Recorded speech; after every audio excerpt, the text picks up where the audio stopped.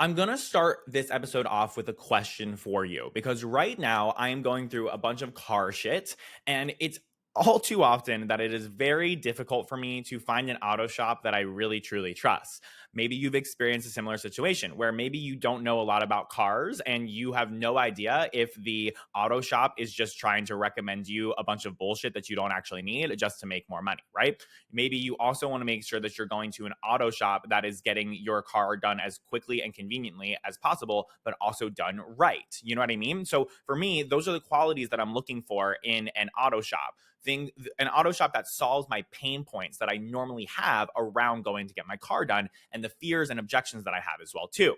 And so my question to you is, if you were trying to find an auto shop to work on your car, and you were looking at their marketing and you heard option A and option B, or you read option A and option B, I want you to tell me which option you would choose. So we have option A.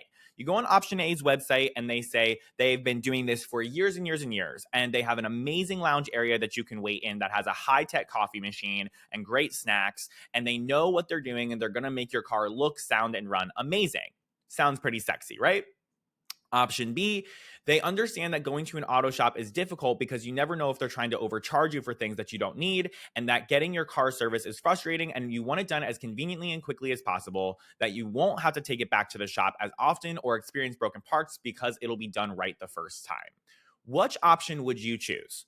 For me, it's going to be option B, right? Now, either of these options are cool, right? Like, I love the fact that the option A, they have tons of experience. They have a great lounge area for me to sit and work in with great coffee. And they seem like they know what they're doing and they're going to do a good job on my car. But option B is really making me feel understood as a customer.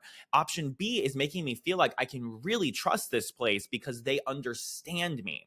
We as consumers, in order to want to invest money in a business, need to feel like we are understood, because then we can assume that that business has created solutions or is going to approach me with their service in a way that is a great fit for me.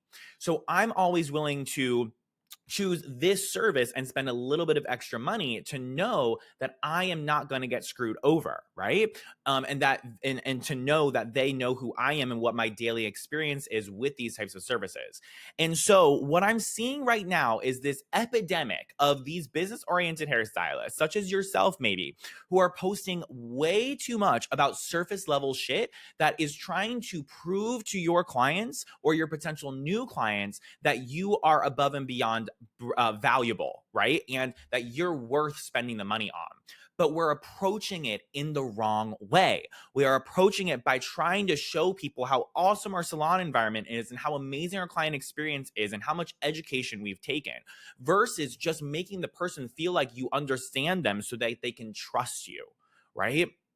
So for me, it's always option B, and that is going to be much more effective.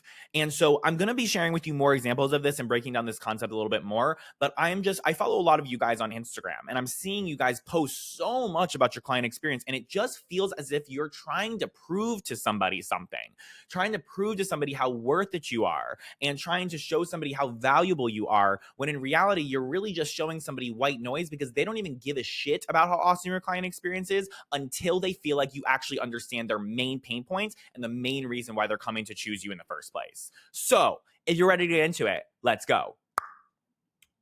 So if you listened to me before in my teachings, I oftentimes will quote Donald Miller when it comes to talking about marketing, when it comes to being the hero of the story versus the guide of the story. Okay, so Donald Miller talks about this concept a lot, where we often, as marketers and business owners, will position ourselves as this amazing hero of this person's story. Like, we're the hero that swoops them in and saves them, instead of positioning the client as the hero. Okay, so movie examples: Yoda is the guide and Luke Skywalker is the hero of the story. So Luke Skywalker has some sort of problem that he wants to overcome, and Yoda gives him the wisdom and advice that he needs to be able to be the hero and overcome that challenge. Then we have Harry Potter and Dumbledore. So Dumbledore gives him the wisdom and the guidance, and then Harry Potter becomes the hero and overcomes the challenge, right? And so you want to be not Harry Potter, you want to be Dumbledore. You want to be the person that is going to help that customer overcome their challenges and become the best version of themselves, particularly when it comes to the services that we're offering and providing, right? And so when we go on our Instagrams and we're posting about how awesome our client experiences that we've designed for them and how beautiful our salon suites are and how amazing we are because we have this expertise, right? And we go about consultations this way and our consultation is amazing, blah, blah, blah, blah. What you're doing is you're showing somebody value too early in their customer journey with you. That stuff absolutely has its place. You should be talking about that stuff and putting that in your marketing every now and then 100%. But what the majority of your marketing should be is understanding your client's pain points around what it is that you specialize in. So let's say that you specialize in low maintenance hair color, right? You should be understanding what their pain points are and then addressing those so that way that person is like, oh my God, finally this hairstylist is speaking directly to me. It's like they are living in my brain, right? Are you more willing or likely to spend money with somebody who is literally speaking the exact same words that are going on in your brain? Or are you more likely to be spending money with somebody who is trying to prove to you how sexy and luxurious and amazing they are? For me, it's always going to be if you feel like if I feel like you're reading my mind, then I'm immediately going to trust you, right? That's just human nature. So the majority of your marketing should be making your client feel like you understand them. We are spending too much time trying to get our clients to understand us instead of showing them that we understand them. Okay, so start to position yourself as the guide of your client's story instead of the hero of your client's story. And another way we end up doing this is feeling like we have to make our client experience so absolutely next level and amazing. And yes, that is true. That is absolutely important and true. And it is great to market that stuff. But your client does not give a shit about how awesome your client experience is until they know that you can solve their problem and that you understand their problem, right? I talk about the 5 levels of awareness a lot nowadays. And if your person in your marketing journey, which is often the person who is on your Instagram or would see your Instagram post, isn't even to the point where they need to be proven that you're amazing, then you saying how awesome your client experience is or how you give people, the fanciest, most expensive wine in your salon suite is just not going to resonate. It's not going to make any moves. It's not going to push you closer to your goals, right?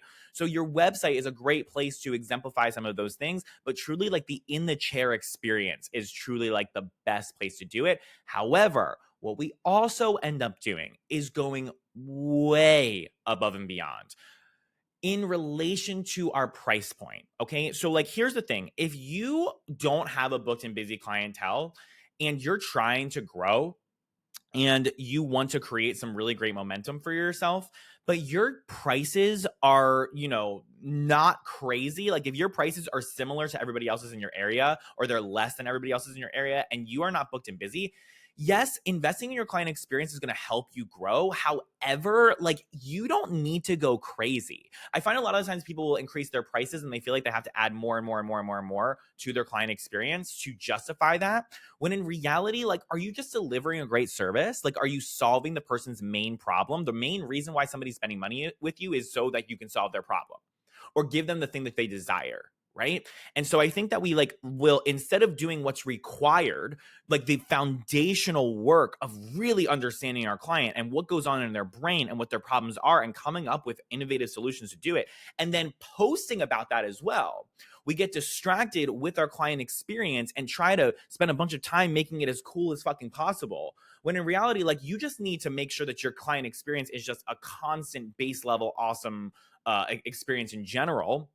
And that should be done from the very beginning. And it shouldn't be something that you always have to improve and make something new about, right? Like my pre-visit pathway students have a pre-visit experience and in the chair experience that is completely personalized and that is blowing the client away before they even come into the door. And it's completely automated and very easy to maintain. And personalization in the chair, in the chair experience is proven statistically to make a client much more likely to return to you and spend more money with you, right? So like you don't have to add all of this shit like cool under eye masks and hand and foot massages. Like you can just have two really cool things in the chair experience, like during the shampoo, and then give somebody a choose your own adventure every time they come to see you. And that is already you being above and beyond, right? So I think that there's a lot of emphasis on making the client perceive you as super valuable and prove to that person how freaking awesome you are because you are above and beyond. But that does not mean that you should be spending all of your time adding to your client experience, because actually I think a lot of the time adding to the client experience sounds really sexy and cool, and it's a distraction from the real work that we actually have to do. So, my lesson for you today, my long story short, is yes, there is a place for you to be posting and to put it on your website about how awesome your client experience is and all the cool shit that you do, and to have a client experience that is next level and sets you apart.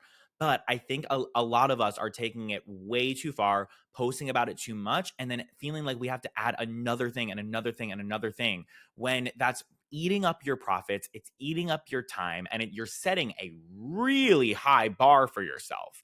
Because what's going to happen when you're charging double what you're charging now, and you've already set the standard so high, and now you have no room left to add any more value.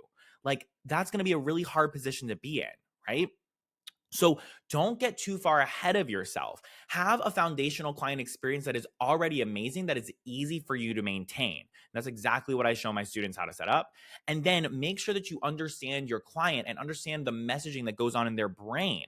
And so that way you can then replicate that messaging in your marketing to show them that you understand their pain and their objections they have around going and getting that pain solved, and show them how your solutions are different and how they will solve that pain, right? That is the main way that you can win in your marketing. All right. So much love to you. Hope this episode was helpful for you. Peace out, Girl Scout. Bye bye.